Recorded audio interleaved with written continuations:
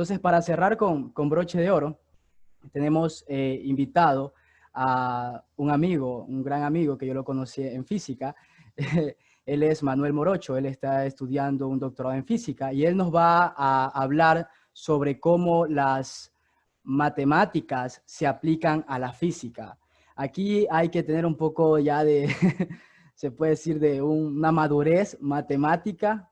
Esperemos no nos explote la cabeza.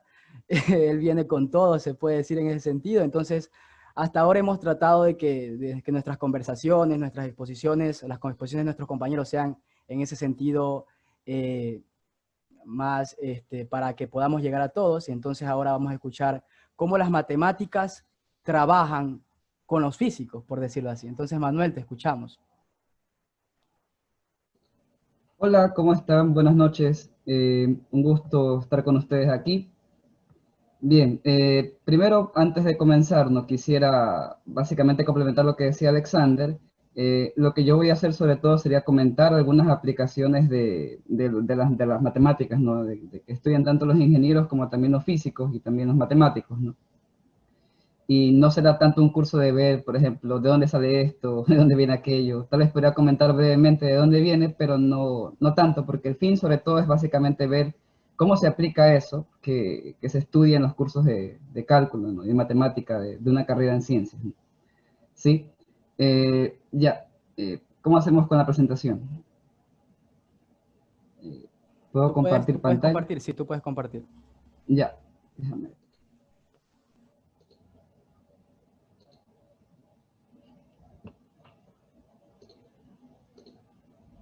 Muy bien. Entonces, como les decía, nos vamos a ver sobre todo algunas aplicaciones de algunas ramas de la matemática, no todas, lastimosamente, por cuestiones del tiempo, ¿no? Pero sobre todo en las que yo más me manejo, ¿no? O las que he visto sobre todo, y ver cómo ayudan o cómo contribuyen a esclarecer un poco los fenómenos de la física, ¿no? Déjenme ver.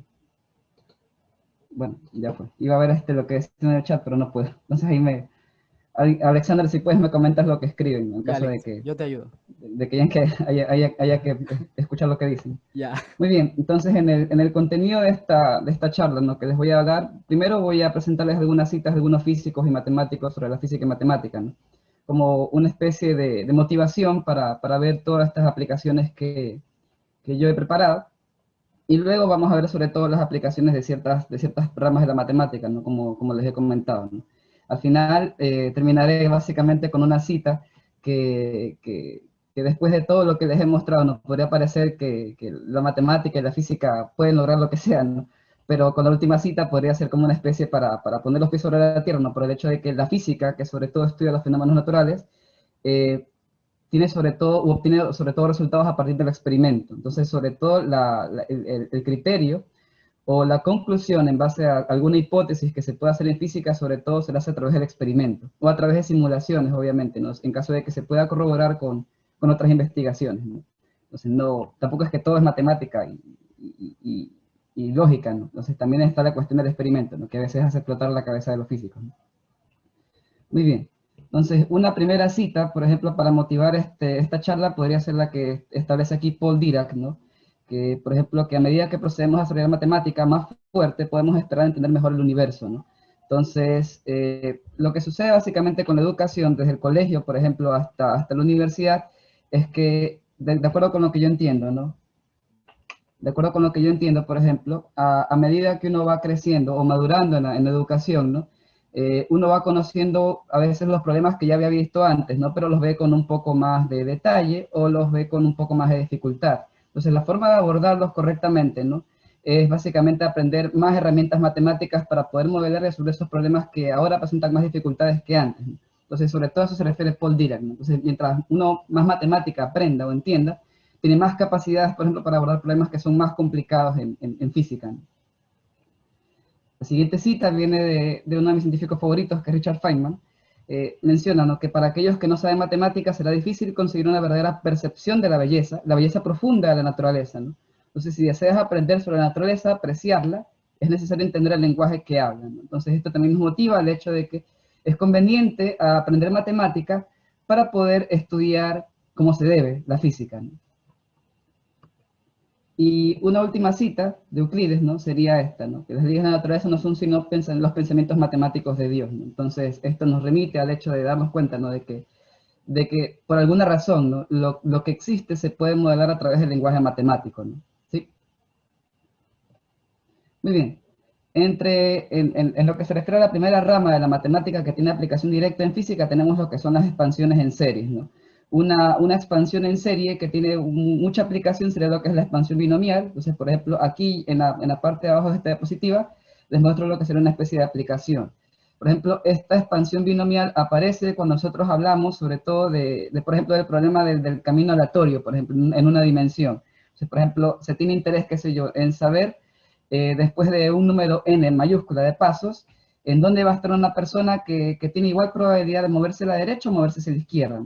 Es demostrable que la probabilidad, por ejemplo, de que la persona en estos n pasos haya hecho n sub 1 pasos hacia la derecha, se calcula de acuerdo a esta expresión, donde este cociente que está aquí nos remite básicamente a lo que sería la combinatoria del número n en n sub 1, ¿no? Si n sub 2 es igual a n mayúscula menos n sub 1, ¿no?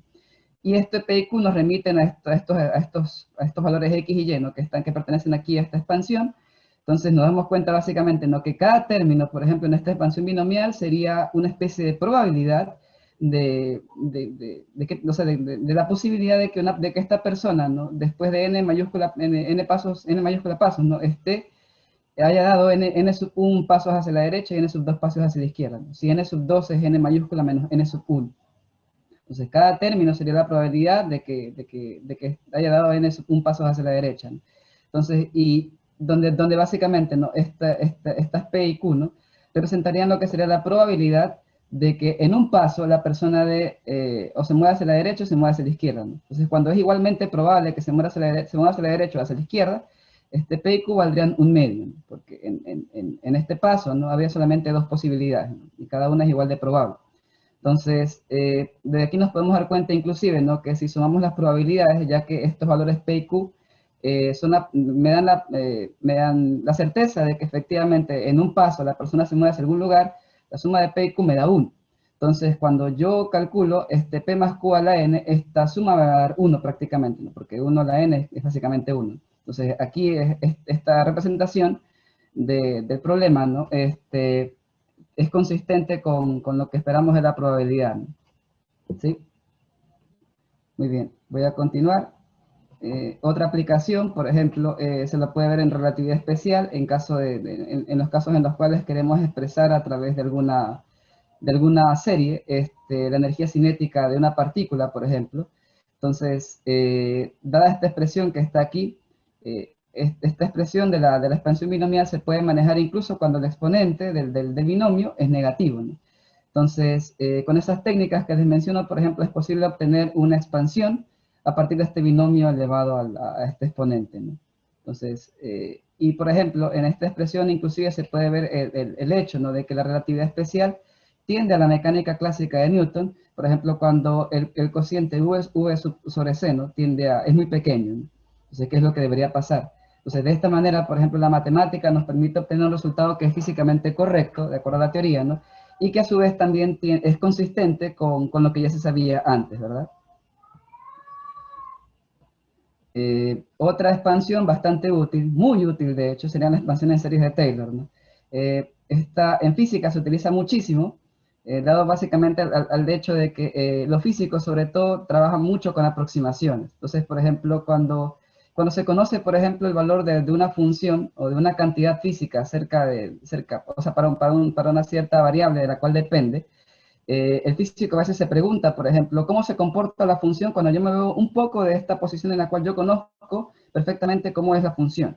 Entonces, para eso se utiliza muchísimo lo que es la expansión en series de Taylor. Si, por ejemplo, esta separación del lugar que yo conozco, en donde yo conozco la función, ¿no? al lugar en donde yo quiero estar, es muy pequeña, por ejemplo, esta expansión yo la puedo cortar, ¿sí? Despreciando ciertos términos en la expansión, ¿no? dado el hecho de que en cada término, ¿no? la potencia de esta diferencia, de esta separación, va aumentando, ¿no? Entonces, esto me permite obtener expresiones que son bastante útiles a la hora de calcular o de querer estimar alguna cantidad física. Por ejemplo, en mecánica cuántica, por ejemplo, en este caso, ¿no? Cuando se quiere estudiar, por ejemplo, traslaciones, por ejemplo, este operador que está aquí, ¿no? Se suele conocer lo que sería, cómo se comporta el operador cuando este parámetro epsilon vale cero. Entonces, por ejemplo, aquí lo que se está haciendo es estimar cómo se comporta este operador t cuando el parámetro epsilon ya no es cero, sino que es diferente de cero, pero pequeño, ¿no? Entonces, aplican una expansión en series de Taylor para ver cómo les queda la expresión de este operador t, y nos queda de esta manera, ¿no? Cuando yo estoy truncando la serie hasta un primer orden. Entonces, con esto yo puedo calcular generalmente no traslaciones, rotaciones de vectores, ¿no? En mecánica cuántica, dependiendo de cómo, de la forma explícita de este operador G que está aquí, que sería el generador de traslación. ¿Sí?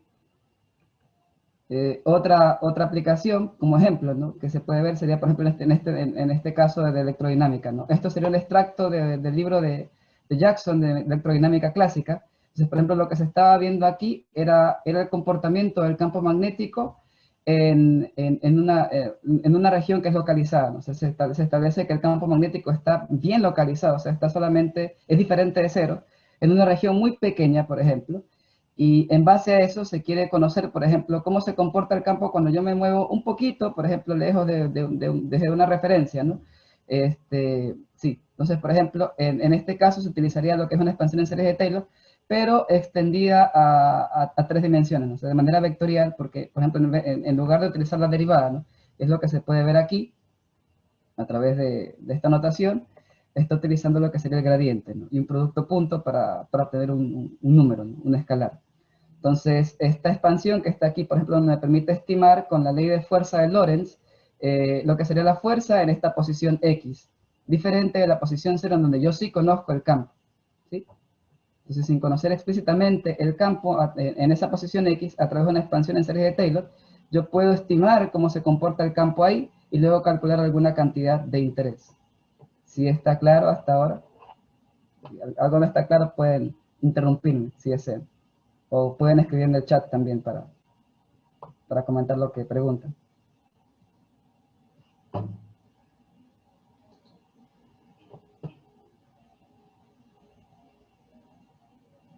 ¿No hay ninguna duda? No, hasta ahora todo claro. Muy bien. Entonces continuemos. Otras aplicaciones o otra rama de la matemática que tiene bastante aplicación en lo que sería la física sería práctica, bueno, obviamente en el cálculo diferencial y el cálculo integral, que ya se estudia básicamente desde la universidad, ¿no? Entonces, el cálculo diferencial y el cálculo integral son bastante útiles, por ejemplo, para definir variables físicas, por ejemplo. Entonces, está el caso de lo que es la aceleración, la velocidad, que se definen como las tasas o las derivadas de la posición respecto al tiempo. Y también está el caso de la integral, ¿no? Que nos permite, ya que es la operación inversa, nos permite obtener una cantidad física también de interés, ¿no? Otra utilidad muy buena de lo que sería el cálculo diferencial y el cálculo integral tiene que ver con lo que son los diferenciales, ¿no? Entonces, por ejemplo, en mecánica estadística, por ejemplo, las cantidades físicas suelen depender de muchas variables. Entonces, por ejemplo, para estudiar esta dependencia explícita de una cantidad física, se suele trabajar con diferenciales, ¿no? Asumiendo que la cantidad de interés depende de unas variables, de acuerdo al experimento o de acuerdo a lo que uno considera lógico. Por ejemplo, es común que las variables dependan de la temperatura, de la presión o del volumen, porque son variables que uno puede controlar por el experimento. Entonces, a partir de eso, ¿no? Uno obtiene lo que sería el diferencial de una cantidad de interés y luego, con las leyes físicas escritas también de manera conveniente, podemos obtener, qué sé yo, qué representa o cómo se interpreta una derivada parcial de esta cantidad de interés respecto a una variable que yo estoy midiendo, ¿no? Entonces, por ejemplo, aquí se descubre, por ejemplo, por ejemplo, esta derivada parcial que está aquí, esta derivada de la entropía respecto a la temperatura, cuando el volumen es constante por la temperatura, sería el calor específico a volumen constante, ¿no? Entonces, también inclusive nos permite, por ejemplo, reescribir este diferencial de presión, por ejemplo, en términos de diferenciales de otras variables, o sea, de otros parámetros que sí podemos variar por el experimento, y nos permite, por ejemplo, obtener otras expresiones, ¿no? O escribir este diferencial de otra forma más conveniente. Entonces, para eso también es útil, por ejemplo, el asunto del cálculo diferencial y el cálculo integral, ¿no? Otra aplicación tiene que ver con el hecho, ¿no?, de que cuando, por ejemplo, tenemos alguna definición de una cantidad física en términos de una variable que es discreta, por ejemplo, cuando esta variable se puede aproximar a una variable continua, por ejemplo, el cálculo integral nos permite dar el salto de este modelo discreto a un modelo en el cual la variable independiente sería continua, ¿no? Entonces, eso también sería, por ejemplo, otra utilidad de lo que sería el cálculo diferencial y el cálculo integral en física, ¿no? Porque esto también se utiliza bastante, ¿no? O sea, ¿sí? De ahí, otra rama de la matemática que se utiliza mucho en física sería el álgebra y el análisis vectorial, ¿no? Entonces, desde el colegio, por ejemplo, tenemos las definiciones de lo que sería, qué sé yo, las concepciones de lo que sería el producto cruz, el producto punto, por ejemplo. Y en física muchas cantidades se definen de forma conveniente a través de esas operaciones, ¿no? Lo que sería el torque o el momento de una fuerza, lo que sería el momento angular, lo que sería el trabajo mecánico, ¿no? Otra utilidad de lo que sería esta álgebra y análisis vectorial tiene que ver con el hecho, por ejemplo, de los teoremas de Gauss-Oktogradsky y los teoremas de Stokes, por ejemplo, además de otros teoremas, por ejemplo, que en este momento no se me vienen a la mente, por desgracia, pero, por ejemplo, que permiten escribir leyes físicas, por ejemplo, de manera muy compacta, como se puede ver aquí en el caso de las leyes de Maxwell, ¿no? Entonces, por ejemplo, aquí tenemos lo que sería la divergencia de este campo D, que representa el campo de desplazamiento que está asociado al campo eléctrico. Aquí tenemos que la ley de Ampère, en este caso, no se puede escribir convenientemente como rotacional de este campo H, que es un campo asociado al campo magnético, ¿no? La ley de Faraday, por ejemplo, que utiliza, se sirve de rotacional, por ejemplo, y también de de esta derivada temporal parcial, y esta especie de ley de Gauss, entre comillas, para el magnetismo, que se sirve básicamente de la divergencia, ¿no? Entonces, todas estas leyes, o todas estas formas, o todas estas ecuaciones de Maxwell no son más que otra manera de describir las leyes que se obtienen de manera integral. O sea, qué sé yo, el flujo del campo eléctrico es igual a la carga encerrada sobre epsilon sub 0, sobre esta constante epsilon sub 0. Entonces, a través de los teoremas del álgebra de análisis vectorial, podemos reescribir, por ejemplo, la ley de Gauss así. Entonces, esa sería otra utilidad del álgebra de análisis vectorial, ¿no? Escribir las ecuaciones de manera más compacta, ¿no? Otras ecuaciones que se sirven de esto, por ejemplo, serían las ecuaciones de Navier-Stokes, que se ven mucho en mecánica de fluidos, ¿no? En cuanto a lo que tiene que ver con ecuaciones diferenciales, una aplicación directa a lo que sería la teoría de ecuaciones diferenciales tiene que ver, por ejemplo, con el modelado, el modelado matemático de algún problema físico. Entonces, por ejemplo, en problemas de vibraciones, por ejemplo, que parten sobre todo de la segunda ley de Newton, por ejemplo, nosotros podemos, a partir de las definiciones que vimos en cinemática, ¿no?, basadas en el cálculo integral y diferencial, podemos obtener una ecuación como esta, ¿no?, donde esta sería una ecuación diferencial. Entonces, si se clasifica esta ecuación diferencial de acuerdo a lo que se ve en los cursos de ecuaciones diferenciales, uno puede descubrir cómo sería la solución de la ecuación diferencial. ¿Sí? Y esta ecuación diferencial que está aquí modela un problema. Por ejemplo, esta ecuación que está aquí modela un sistema oscilatorio libre con amortiguamiento. Entonces, la solución de esta ecuación diferencial sería la función de posición de la masa que esté analizando, que está vibrando con amortiguamiento, ¿no? Entonces, yo la determino a partir de la teoría de ecuaciones diferenciales, ¿no? ¿Sí? Eso, ¿no? En cuanto a esto, otra aplicación muy útil, sobre todo, consiste en el hecho de estudiar, por ejemplo, unicidad de las soluciones de ecuaciones diferenciales, y hablando, por ejemplo, un poquito de lo que son las ecuaciones diferenciales parciales. Para el caso de las ecuaciones diferenciales de Poisson y Laplace, podemos utilizar el hecho de que es demostrable que las soluciones son únicas para poder utilizar métodos no analíticos para hallar la solución de un problema. Por ejemplo, lo que sería el método de las imágenes, ¿no? Entonces, por ejemplo, aquí, digamos que se tiene interés en conocer cuál sería la función potencial, el potencial eléctrico, ¿no?, en toda la región circundante a esta carga Q puntual, ¿sí?, en esta región a la derecha de esta pared que está aquí, que está un potencial igual a 0. Digamos que se tiene interés en conocer ese problema, ¿no? Entonces, tranquilamente, si uno considera todo el dominio a la derecha de esta pared, tendría que utilizar la ecuación de Poisson, porque la forma diferencial de la ecuación de Gauss Y el hecho de que el campo eléctrico en electrostática, ¿no?, es un campo conservativo, me permite obtener la ecuación de Poisson para el potencial eléctrico, ¿no? Entonces yo podría resolverlo con la ecuación de Poisson, pero hacerlo sería muy complicado.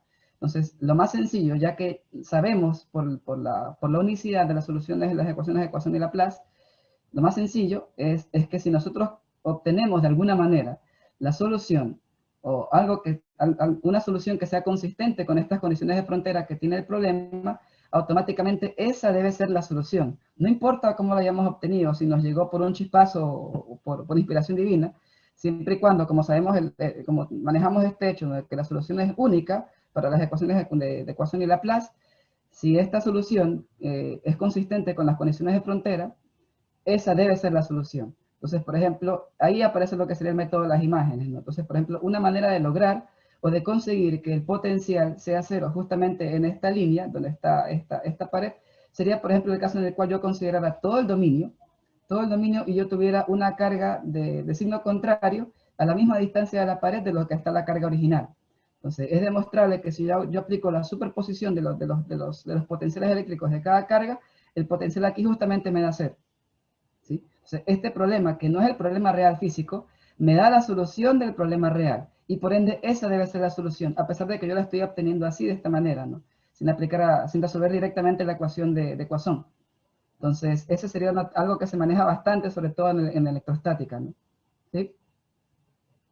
¿Alguna duda, por si acaso, de lo que estoy mencionando, antes de continuar?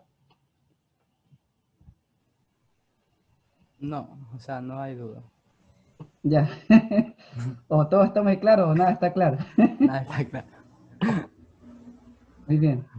Bueno, esperemos que algo se les quede de lo que estoy hablando, ¿no? O al menos esta charla les motive sobre todo a aprender más matemáticas, sobre todo para manejar problemas de física más fuertes, ¿no? Y más útiles, sobre todo para entender mejor la naturaleza, ¿no?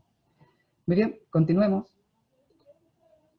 Otra rama de la matemática que se utiliza muchísimo en física sería el álgebra de matrices, ¿no? Esta rama es sobre todo muy útil en lo que es la mecánica clásica y la mecánica cuántica. En mecánica clásica, una operación directa tiene que ver con el hecho de que las matrices permiten representar operaciones de transformación, por ejemplo, de rotación o traslación. Es bien sabido, ¿no?, que en álgebra lineal ustedes ven o se dan cuenta, ¿no?, que una matriz columna representa lo que sería un vector. Entonces, lo que sucede es que cuando se multiplica, por ejemplo, una matriz que representa una operación de rotación, por ejemplo, al multiplicarse por este vector, produce un vector que está rotado. Entonces, básicamente utilizando esta operación de multiplicación de matrices por vectores, de la álgebra matricial, podemos representar esta transformación, una transformación física de un sistema de coordenadas o de un vector que represente el estado de un sistema, ¿no?, o de una partícula, ¿no? ¿Sí? Como se puede ver aquí. Otra aplicación de la álgebra de matrices tiene que ver con el hecho de que las matrices en mecánica cuántica, por ejemplo, representan lo que son los operadores, que se pueden interpretar como aquellas cantidades que son físicamente observables. Entonces, estos operadores, que generalmente son las cantidades que son físicamente observables, se representan con matrices. Entonces, por ejemplo, aquí se puede ver que el spin, por ejemplo, de un electrón, se representa a través de estas matrices, ¿no?, que dada lo que tenemos aquí, para su conocimiento se conocen como matrices de Pauli. Entonces, de esta manera, por ejemplo, estos observables, que serían las componentes del vector de spin de un electrón, por ejemplo, se representa con matrices, ¿no? Otra utilidad de las álgebra de matrices asociada a esto, ¿no?, es el hecho de que, por ejemplo, nosotros podemos determinar el valor que se espera que obtenga alguna cantidad observable a través también de la álgebra de matrices. Esa cantidad, ese valor que se espera de la cantidad observable se llama en mecánica cuántica el valor esperado o el valor de expectación del observable o del operador. Entonces, generalmente la operación que nos permite hacer eso tiene que ver con multiplicaciones de matrices con vectores. Entonces, sería otra aplicación directa de lo que es la álgebra de matrices. Algo que también se hace mucho en mecánica cuántica es el hecho de manejar funciones que tienen como argumento una matriz. Entonces, esto también se estudia lo que sería mecánica cuántica. Entonces, la idea básicamente es que al yo escribir la matriz de forma conveniente, generalmente de manera diagonalizada a través de un cambio de base, yo puedo obtener la expresión o la representación de una función que tiene como argumento una matriz. Por ejemplo, si esta matriz que está aquí, ¿no?, tiene esta forma y está diagonalizada, ¿no?, donde estos serían los valores de la diagonal principal de la matriz, ¿no?, se puede ver que cuando evaluamos estas funciones que están aquí, ¿no?, la matriz omega a la m, o la función exponencial elevada a la omega, se representarían de esta manera, ¿no? O sea, en esta base en la cual la matriz omega esté diagonalizada, lo que ocurre es que los elementos de la diagonal se comportan como números comunes y corrientes, ¿no?, sujetos a la función. O sea, si yo quiero la matriz omega elevada a la m, la matriz omega elevada a la m en esta base en la cual la matriz omega se diagonaliza, sería igual a la matriz que tiene como elementos a la diagonal los elementos de la matriz omega sujetos a la función, o evaluados en la función, ¿sí? Entonces, si esto es omega a la m, en la diagonal tendríamos omega 1 a la m, omega 2 a la m, etcétera, hasta omega sub n a la m. Y en este caso, por ejemplo, para la función exponencial, utilizando su representación en series, tendríamos que sería de esta manera, ¿no? Si los elementos de la diagonal de omega son omega 1, omega 2, omega 3 hasta omega m, los elementos de la diagonal de e a la omega serían e a la omega 1, e a la omega 2, etc. ¿Sí? Luego tenemos que otra rama de la matemática que es muy útil en física sería la teoría de números complejos, ¿no? Hace un rato ustedes escuchaban la exposición de David Montalbán, ¿no?, que hablaba bastante de lo que era la utilidad de los números complejos, ¿no? Entonces, por ejemplo, en física se utilizan muchísimo. Entonces, como decía su compañero Montalbán, ¿no?, las funciones exponenciales con argumento imaginario, ¿no?, dan pie a lo que serían las funciones armónicas de seno y coseno, ¿no? Entonces, por ejemplo, podemos utilizar una función exponencial con argumento complejo para representar la dependencia en el tiempo de, por ejemplo, los campos eléctricos y magnéticos de una onda electromagnética, ¿no?, que varían en el tiempo, por ejemplo. Entonces, esa sería una utilidad, ¿no? Otra utilidad tiene que ver con la transformada de Fourier, utilizando el mismo argumento o la misma cuestión de las exponenciales de argumento imaginario. Podemos utilizar lo que es la transformada de Fourier para representar la dependencia de una función de campo eléctrico-magnético de varias funciones de diferentes frecuencias, ¿no? Entonces podemos utilizar la transformada de Fourier, y en la transformada de Fourier utilizaríamos algo como esto, ¿no?, como lo que se ve en esta ecuación. Otra herramienta útil que también mencionó su compañero David Montalbán tiene que ver con la continuación analítica, ¿no?, que es propia de la teoría de números complejos, ¿no? Entonces, que nos permiten obtener diferentes representaciones o formas de escribir una cantidad física para un cierto dominio diferente del que ya teníamos, ¿no? Entonces, a través de una serie de Laurent podemos obtener lo que sería a través de la continuación analítica, ¿no?, podemos obtener otra representación de una cantidad física de interés para otro rango de una variable independiente de interés también, dándonos una mayor capacidad para poder manejar esa cantidad física de interés, ¿no? Otra utilidad de la teoría de números complejos tiene que ver, por ejemplo, con lo que es el teorema del residuo. Algunas integrales que aparecen en problemas de física son muy difíciles de resolver, generalmente por el hecho de que el integrando presenta singularidades en un punto que está entre los límites de integración de la integral.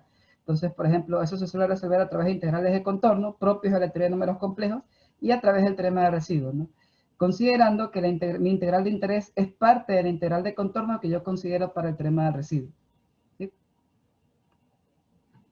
Y en cuanto a lo que tiene que ver con probabilidad y estadística, que también se utiliza muchísimo en física, ¿no?, un campo dentro de la física que lo utiliza bastante sería la mecánica estadística, ¿no? O sea, la mecánica estadística, a través del concepto de probabilidad y de la hipótesis ergódica, ¿no?, sobre todo aplicada a sistemas en equilibrio, ¿no?, para los cuales se establece, ¿no?, que es igualmente probable que el sistema esté en alguno de los estados en los cuales puede estar. Generalmente deduce todo lo que es la termodinámica clásica actual que se estudia en ingeniería. Entonces, basados básicamente en la hipótesis ergódica, en que por esta condición de equilibrio la probabilidad es máxima cuando el sistema tiene la energía más probable. Cuestiones así, por ejemplo, nos permiten deducir expresiones útiles para la entropía, para la presión, por ejemplo, para la energía media de un sistema, inclusive para calcular valores de fluctuación y valores medios también de alguna cantidad física, ¿no? Entonces, por ejemplo, inclusive responder preguntas como las que se muestran aquí, ¿no? En esta pregunta, a breves rasgos, por ejemplo, no, le pedían al estudiante, ¿no?, que resuelva la pregunta, ¿no?, que calcule, por ejemplo, la probabilidad de que si se tiene un sistema como este, ¿no?, en el cual el peso naturalmente baja, ¿no?, mueve la paleta y calienta por la agitación, ¿no?, calienta este reservorio que está aquí, ¿cuál sería la probabilidad de que el sistema haga lo contrario? Que en vez de que el peso baje, el peso asciende. Entonces, eso se puede calcular.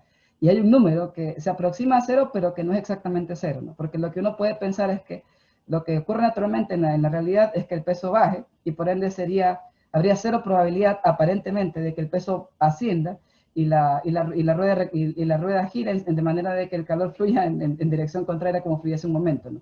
Entonces, uno puede pensar que la probabilidad de eso es cero.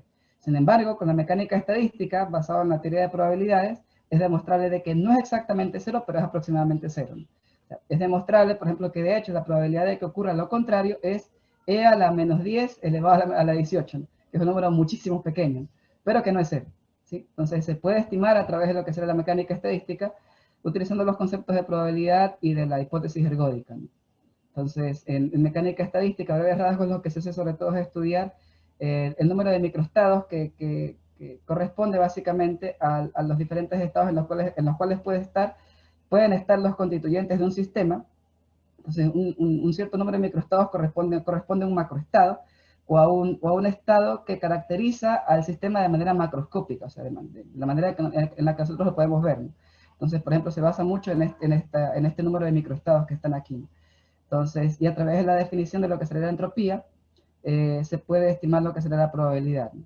Y de ahí lo que seguiría sería básicamente cálculo integral, eh, ya para encontrar lo que sería la probabilidad propiamente, ¿sí?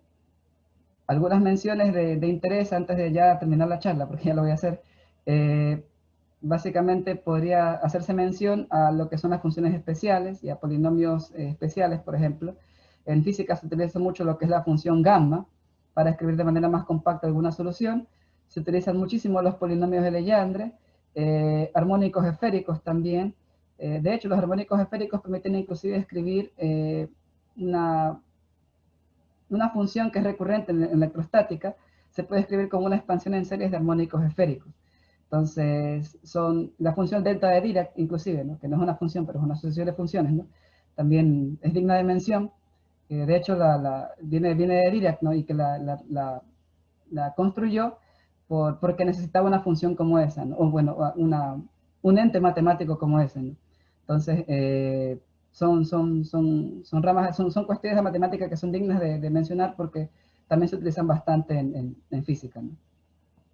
Y bueno, para terminar, lastimosamente no todo es color de rosas, entonces aquí les presento esta cita de Albert Einstein, que dice, ¿no?, el escéptico dirá, puede ser cierto que este sistema de ecuaciones es razonable desde un punto de vista lógico, pero esto no prueba que eso corresponde a la naturaleza. Y el amigo escéptico tiene razón. Solo la experiencia puede decidir sobre la verdad, ¿no? Entonces el pensamiento puramente lógico no puede brindarnos ningún conocimiento del mundo empírico. Todo conocimiento sobre la realidad empieza desde la experiencia y termina en ella, ¿no? Entonces, con esto sobre todo quiero dar a entender que lastimosamente no todo es matemáticas, ¿no?, porque la física, como mencioné al inicio de la charla, ¿no?, está sujeta igual al resultado del experimento para corroborar lo que la intuición y la lógica nos dicen que debería pasar. Entonces, es demasiado chévere cuando ocurre, por ejemplo, que lo que uno piensa que va a pasar por lógica y por las leyes físicas, ¿no?, sin violar ninguna ley física, de verdad ocurre en el experimento. Pero a veces ocurre que no es así. Entonces, lo que pasa básicamente es que tal vez el modelo que se tenía anteriormente, ¿no?, de ese tipo de problemas no es adecuado y falla en un cierto caso, ¿no? Entonces, conviene construir, por ejemplo, un nuevo modelo que tienda, por ejemplo, a los resultados del modelo anterior y que también explique los nuevos resultados que no se han podido explicar anteriormente, ¿no? Algo así, por ejemplo, pasó con lo que sería la teoría de la relatividad especial, ¿no?, que por ejemplo, estos físicos, Michelson y Morley, quisieron corroborar que efectivamente, como la luz es una onda, existía un medio en el cual se movía, se transportaba, y se dieron cuenta de que no era así. Y terminaron evidenciando experimentalmente, ¿no?, que la rapidez de la luz es una constante del universo. Entonces, eso modificó por completo las leyes de la mecánica, y nació básicamente lo que sería la teoría de la relatividad de Einstein, ¿no? Más o menos a la par, más o menos a la par. Y lo bueno, por ejemplo, la teoría de la relatividad de Einstein, por ejemplo, en este caso, como un ejemplo de lo que se menciona aquí, es el hecho de que esta teoría, ¿no?, que es nueva, por ejemplo, respecto a la teoría de Newton, por ejemplo, tiende a los resultados de Newton cuando las rapideces que se manejan son pequeñas, ¿no?, que es lo que se observa naturalmente de manera cotidiana, ¿no? Entonces, por ejemplo, ese tipo de cuestiones ocurren, ¿no? Siempre lo que impone la verdad sería el experimento. Y simulaciones si es que han sido corroborados por varias personas en el mundo, ¿no? ¿Sí? Eso sería todo lo que tengo que decirles por esta noche. Les agradezco mucho la atención y estoy abierto a cualquier consulta que tengan, en caso de que sea así. Muchas gracias.